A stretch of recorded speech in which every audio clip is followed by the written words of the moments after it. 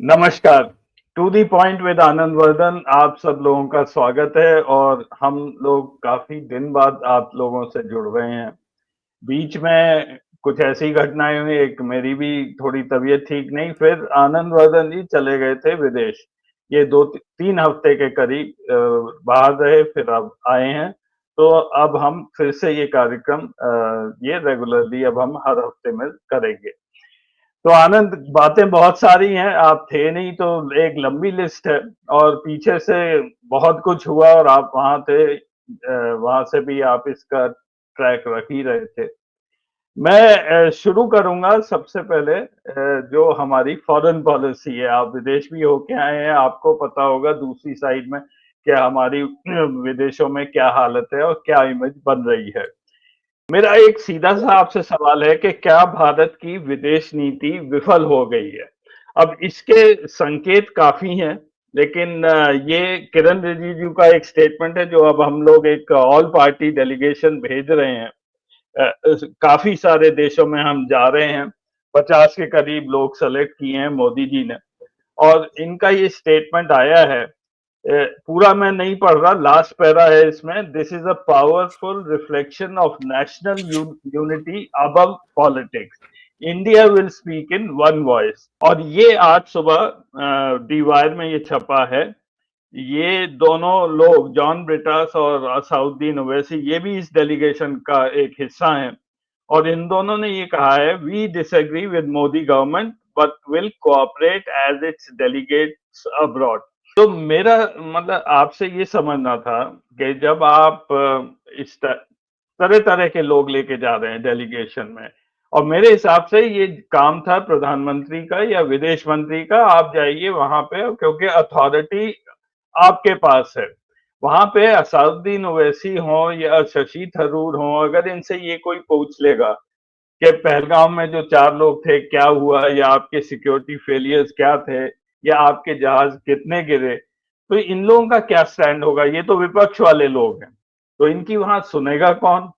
और कौन बोलेगा? आपने लिस्ट भी देखी होगी कि कितने लोग जा रहे हैं। तो लीडर बोलेगा या विपक्ष का लीडर बोलेगा या एम्बेसडर बोलेगा? तो ये मेरे को थोड़ा सा अजीब सा लग रहा है कि हम ये जो मॉडल हमने अपनाया है। तो इसके बारे में आपके क्या विचार हैं आनंद?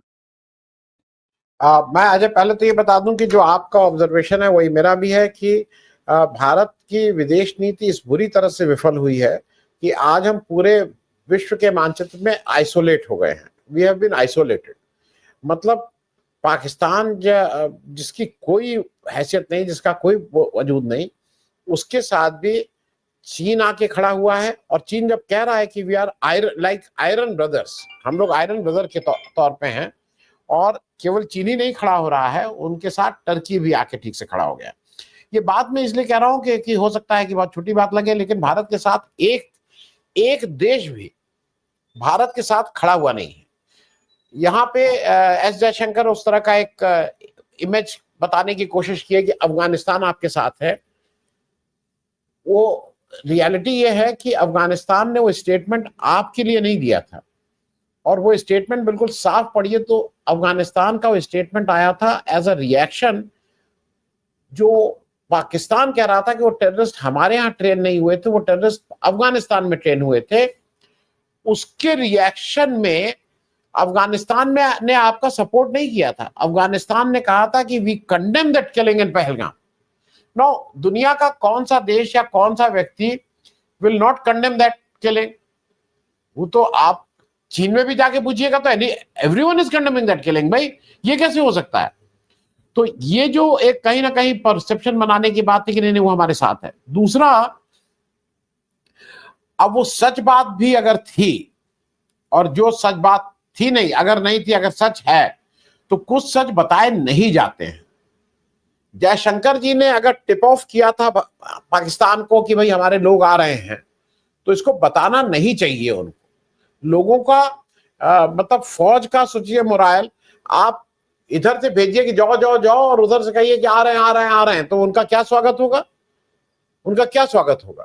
और ये मतलब ये इन लोग खुद ही इस पे कई बार भाषण दिए हुए हैं कि कैसे होता है, कैसे टिप ऑफ होता है। तो ये जयशंकर जी का टिप ऑफ टू पाकिस्तान, आप उसको कुछ भी बताइए, आप उसको घुमा फिरा के उस पर कुछ करिए, वो साफ साफ ऑन रिकॉर्ड है और उस पर एक भी सफाई नहीं आई है। दूसरा मैं ये कहूंगा अजय कि जब आप विदेश नीति की बात करते हैं तो आप वहां पे यूनाइटेड इंडिया के साथ आप जाके रिप्रेजेंटेटिव हो रहे हैं, लेकिन अगर कोई आपसे पूछेगा कि आपके ऑल पार्टी जो मीटिंग थी उसमें प्राइम मिनिस्टर कहां थे, वो तो दिल्ली में बैठे थे, क्यों नहीं आए? What answer you have?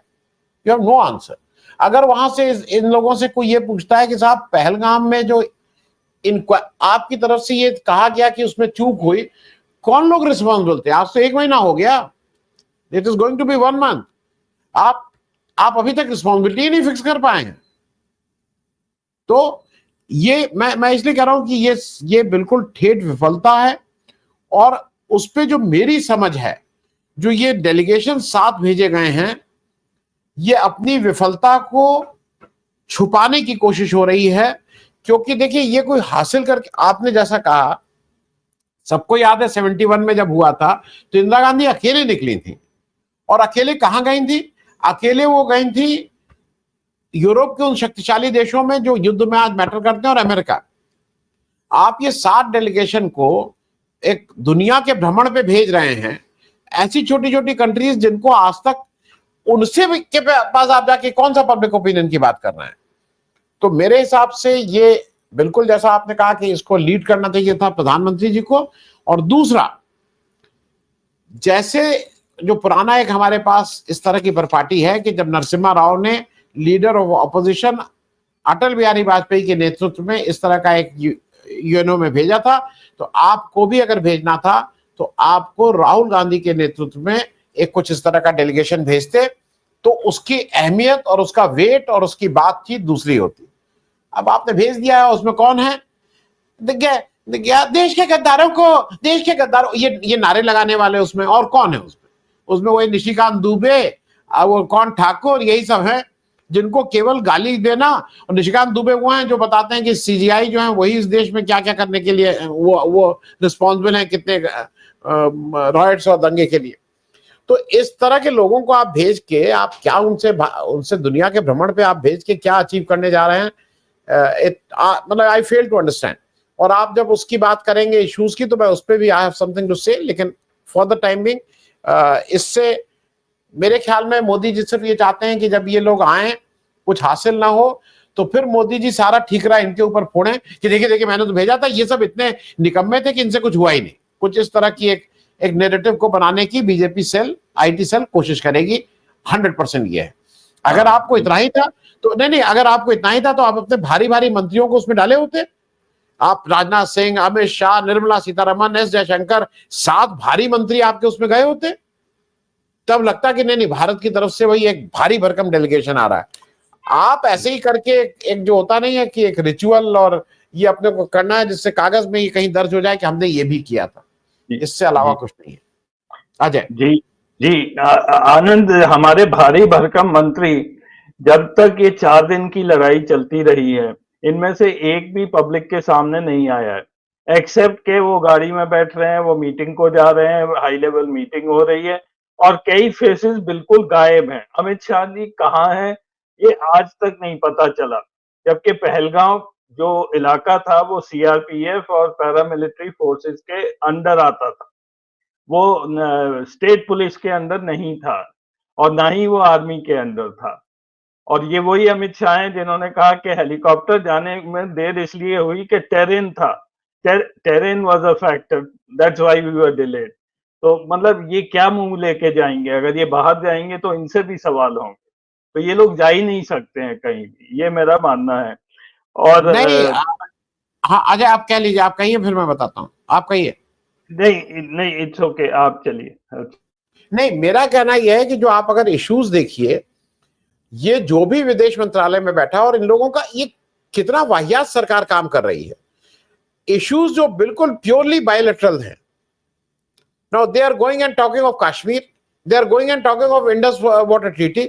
इसमें आप दुनिया में जाके जो हमारा बायलैटरल है, हमें और पाकिस्तान को आपस में बैठ के उसको समझना है और एक दूसरे को से जो भी कन्विंस करना है, उसमें आप दुनिया में ढिंढोरा पीट रहे हैं, और उसके बाद आप अपने बायलैटरल इश्यूज को आप यूनिलैटरल कर दे रहे हैं। यूनिलैटरल नहीं, आप सबके लिए कर रहे हैं, मल्टीलैटरल कर दे रहे हैं। मतलब इट बिकम्स वो जो जितने भी 40-50 देश में जा रहा है, अब सबके लिए वो टॉकिंग पॉइंट हो जाएगा। तो ये टैक्टिकली आप ये गलत कर रहे हैं ना। आप why you are exposing your bilateral issues and inviting people कि आइए ये देखिए साहब, ये इंडस वाटर ट्रीटी को भी पे भी बात हो रही है, उसमें देखिए क्या है। ये इश्यूज हमें और पाकिस्तान को ट्रीट करने थे। हमने अच्छा किया, हमने बंद किया नहीं किया, वो पाकिस्तान को रिएक्ट करने दीजिए। हम और आप उसका एक मैकेनिज्म है, मिलकर उसमें बात करेंगे। हमें पानी ज्यादा देना है कम देना है, ये हमारे और पाकिस्तान के बीच की बात है। आप दुनिया में उसको घूम घूम के जो कर रहे हैं, तो ये कहीं से भी नहीं। अच्छा, दूसरा, दो चीजों का जवाब तो इनसे पूछा जाएगा, और उसमें इनका प्रधानमंत्री ने अभी तक कोई, हर जगह पूछा जाएगा कि इसमें ट्रंप ने बीच बचाव करके आपका सीज फायर कराया, क्यों नहीं पूछेगा? वहां का प्रेस आपका गोदी मीडिया नहीं है, वहां का प्रेस है। आप प्रेस से भी आपको मुखातिब होना है, तो वहां पे आप क्या जवाब देंगे? ट्रंप ने कल फिर छठी बार कहा कि नहीं, ये मैंने करवाया था और मैंने ट्रेड को लाके बीच में करवाया था। तो आपने व्यापार की वजह से आपने देश की जो इज्जत थी और देश में को जो एक मौका था, और भारतीय सेना को एक मौका था कि वो हमारी खोई हुई जमीन को वापस ले ले, पीओके को वापस ले ले, वो आपने, क्योंकि आपको धंधा करना था, तो आप धंधेबाज हैं कि आप वो हैं, ये आपको प्रूव करना होगा। तो मेरे हिसाब से ये जो विदेशी दौरा हो रहा है, ये केवल कुछ एक विदेश भ्रमण और अपने ऊपर से जिम्मेदारी को किसी तरह से पुश करके उसको सार्वजनिक बना देने की वो है। एक गंदा इरादा और है कि आपस में इन लोग का झगड़ा करा दो। यूसुफ पठान को भेजो, उसको मत भेजो, ये शशि थरूर को भेजो, तो आपस में इन लोगों का कोई झगड़ा हो। वो भी उसका एक ऑब्जेक्टिव ये भी है।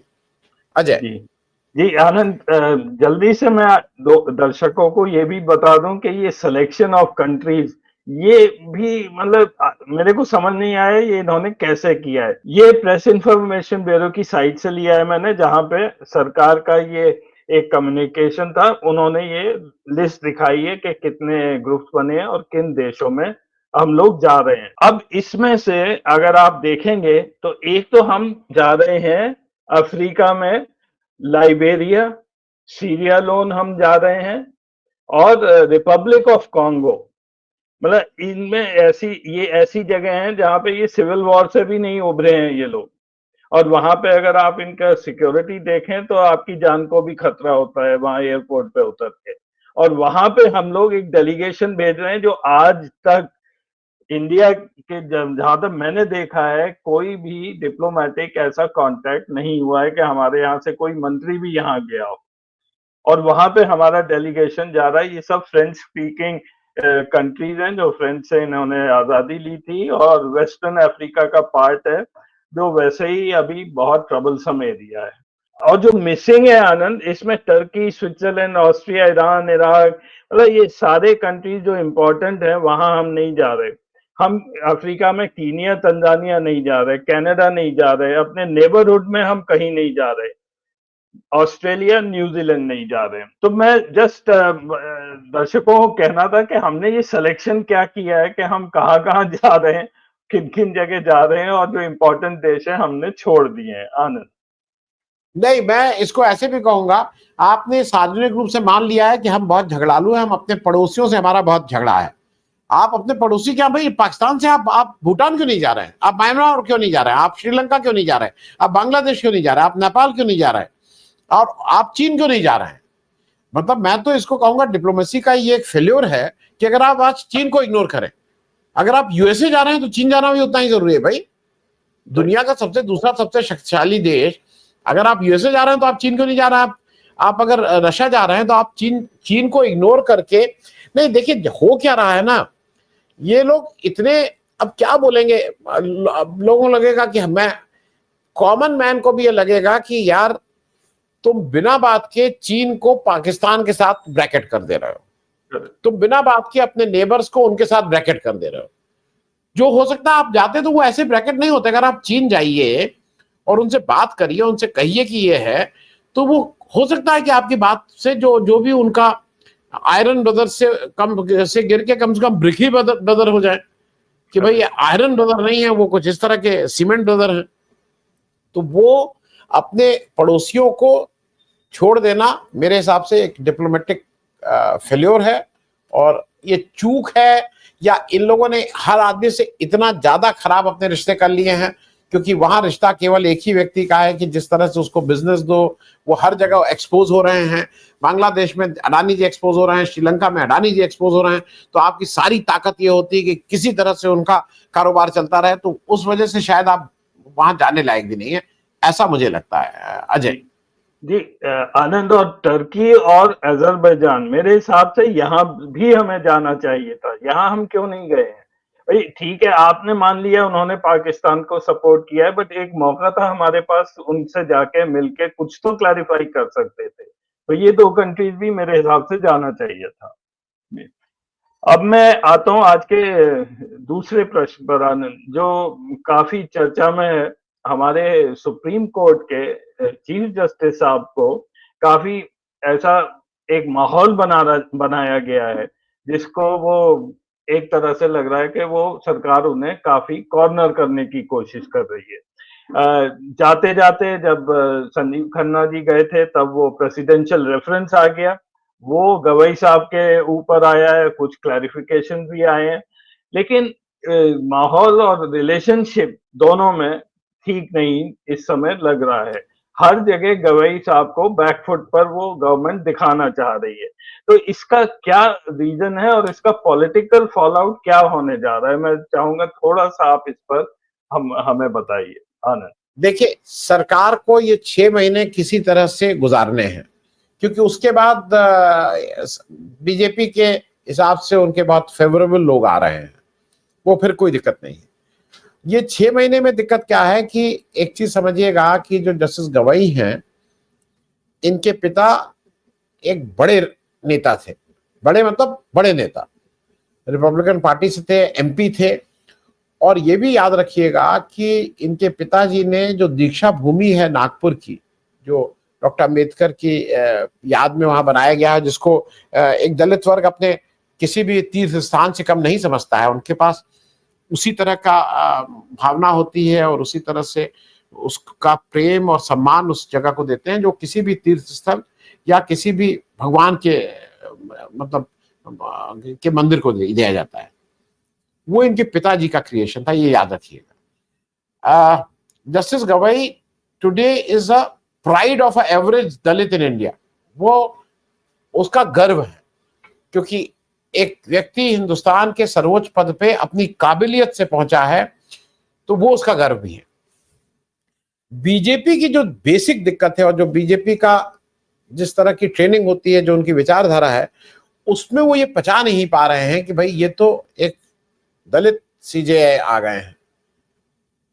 और मैं उसको इसलिए बोल रहा हूं कि ये जो महाराष्ट्र में हुआ, महाराष्ट्र में अगर चीफ जस्टिस ऑफ इंडिया जाते हैं और उनको अगर वो प्रोटोकॉल नहीं मिलता है, जो, और ये मैं नहीं कह रहा हूं, कि चीफ जस्टिस साहब ने खुद महाराष्ट्र में कहा वो प्रोटोकॉल नहीं मिलता है, तो महाराष्ट्र में देवेंद्र फडणवीस जो एक ब्राह्मण हैं और जो आरएसएस की बिल्कुल ठेठ विचारधारा से आते हैं, उनके ऊपर उंगली तो उठेंगी ही, पूछा तो जाएगा ही जाएगा। दूसरा क्या है कि जस्टिस गवई को आप 13 तारीख को, जस्टिस खन्ना रिटायर हो रहे थे, आप जो प्रेसिडेंशियल रेफरेंस है, जिससे आप किसी तरह से कोशिश में भाजपा सरकार ये है कि इनको बांध के रखा जाए, उसमें आगे कुछ ना हो पाए, तो एक प्रेसिडेंशियल रेफरेंस भेज दिया है। लेकिन जैसा जस्टिस गवई के उससे लग रहा है, उनका टाइम बहुत नहीं है, 23 नवंबर 2025 तक का करीब 6 महीने का टाइम है। लेकिन उसपे जैसे वो है, जिस तरह से वो बोल रहे हैं और कह रहे हैं, उसमें बहुत सी चीजें उन्होंने एक स्पष्ट किया कि वो चंद्रचूड़ साहब की तरह नहीं है।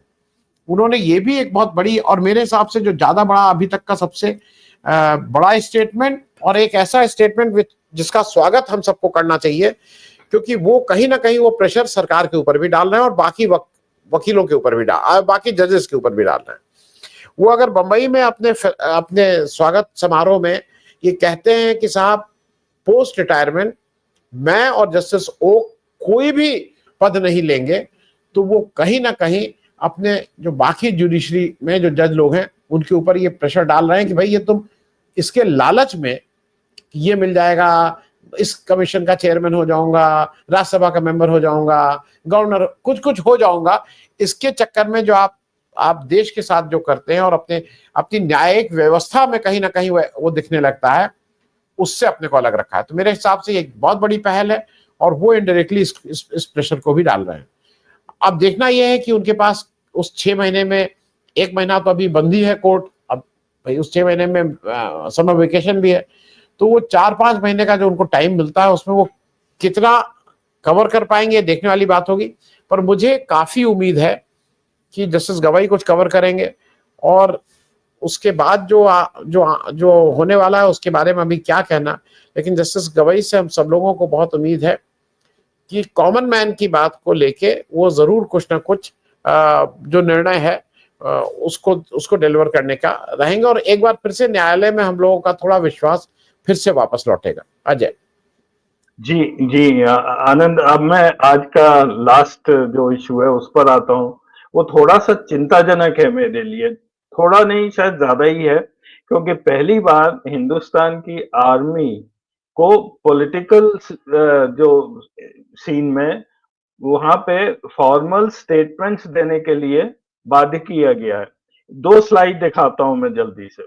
अभी 2 दिन पहले लेफ्टिनेंट जनरल सुमेर डिकूना, ये हमारे कोर कमांडर हैं उस एरिया के, अमृतसर एरिया के। बहुत बड़ा पद होता है, कोर कमांडर हैं, पद लेफ्टिनेंट जनरल का है।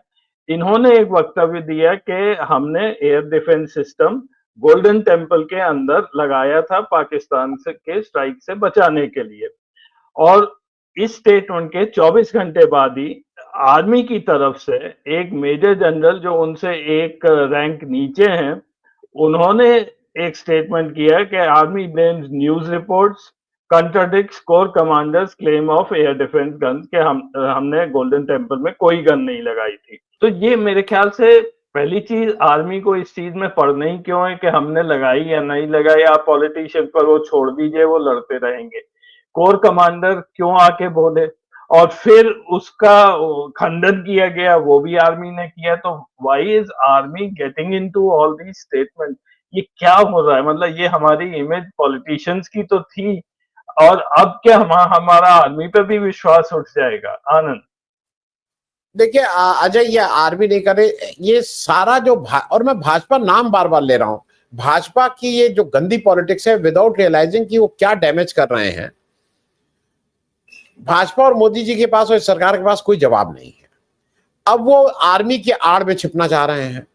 मुझे एक व्यक्ति बता दीजिए, एक व्यक्ति और एक सेंटेंस बता दीजिए जो इस देश के कहीं पे भी आपने पढ़ा हो कि इस देश के किसी व्यक्ति ने कहा हो कि उसको आर्मी के गर्व के यश पे, उसकी कैपेसिटी पे, उसकी कैपेबिलिटी पे कहीं शक है। मुझे एक स्टेटमेंट कोई दिखा दे कि किसी ने कहा है।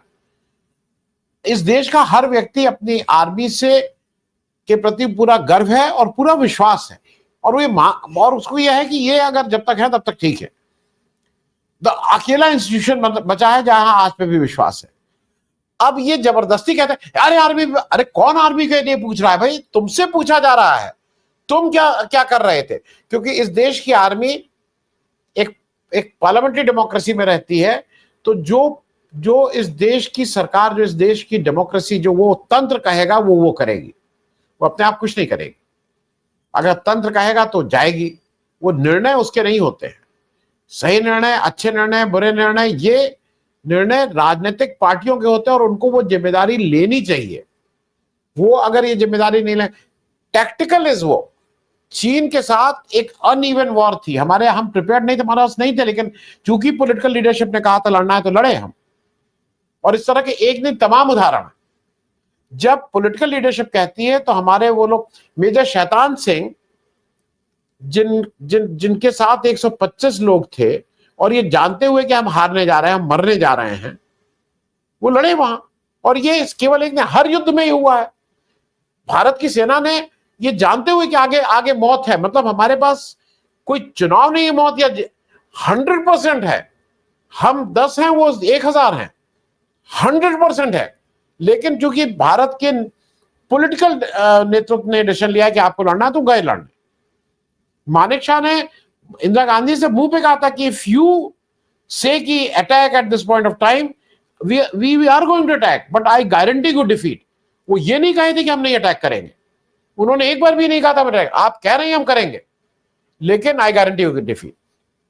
ये बात मैं इसलिए कह रहा हूं, आर्मी के शौर्य, आर्मी की कैपेसिटी, आर्मी की कैपेबिलिटी के ऊपर इस देश के किसी को वो नहीं, आप और व्यक्तिगत बातचीत में एवरीवन नोज, लेकिन ये जो बीजेपी का नेतृत्व है, इसके घटियापन पे, इसकी नियत पे और इसकी इनकॉम्पिटेंस पे सबको संदेह है। They are not competent.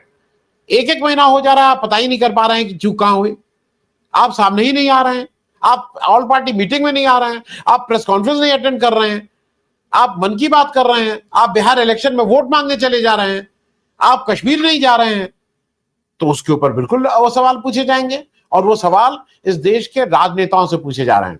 एक भी व्यक्ति ने, मुझे अब तक नहीं मिला जिसने इस देश की किसी एक व्यक्ति से पूछो, एक वो विजय शाह इनका जो मंत्री है, उसको जरूर लग रहा था कि एक कर्नल साहिबा के ऊपर वो बता रहा था कि क्या क्या, वो इनका मंत्री है, और उसको आज तक इन्होंने निकाला नहीं है, वो आज भी इनका मंत्री बना शान से बैठा हुआ है। तो मेरा सिर्फ कहना यह है कि ये हमारे लिए बहुत, जैसा आप कह रहे हैं, बहुत चिंताजनक बात है। आप आर्मी वालों को जबरदस्ती कह रहे हैं कि जाके प्रेस कॉन्फ्रेंस करो, ये बोलो, गलत बोलो, सही, उनको अगर ये आदेश आएगा तो वो गलत आदेश को भी मानना है, उनकी मजबूरी है। वो ये नहीं कह सकते कि मैं आपकी झूठी बात को नहीं पढ़ूंगा। अगर पॉलिटिकल वो कह रहा है, अगर मंत्रालय कह रहा है, अगर वहां का मंत्री कह रहा है कि आप इस गलत चीज को जाके पढ़िए, तो पढ़ देंगे। They are trained like that. तो ये बिल्कुल गैर वाजिब और वही गंदी वो कि किसी तरह से हो जाए। ये तिरंगा यात्रा निकाल रहे हैं, आज 1 महीना हुआ नहीं हुआ है, अभी ये तिरंगा यात्रा निकालने लगे, वोट मांगने लगे जाके। तो इसका जवाब तो कहीं ना कहीं देना ही पड़ेगा बीजेपी को। इलेक्शन में देगी, इस इलेक्शन में देगी, अगले इलेक्शन में देगी, लेकिन जवाब तो देना ही होगा। Ajay ji Anand, thank you so much for your time. फिर हम मिलेंगे, आगे डिस्कशन काफी है, अगले हफ्ते मिलेंगे। Thank you very much. Thank you Ajay, thank you.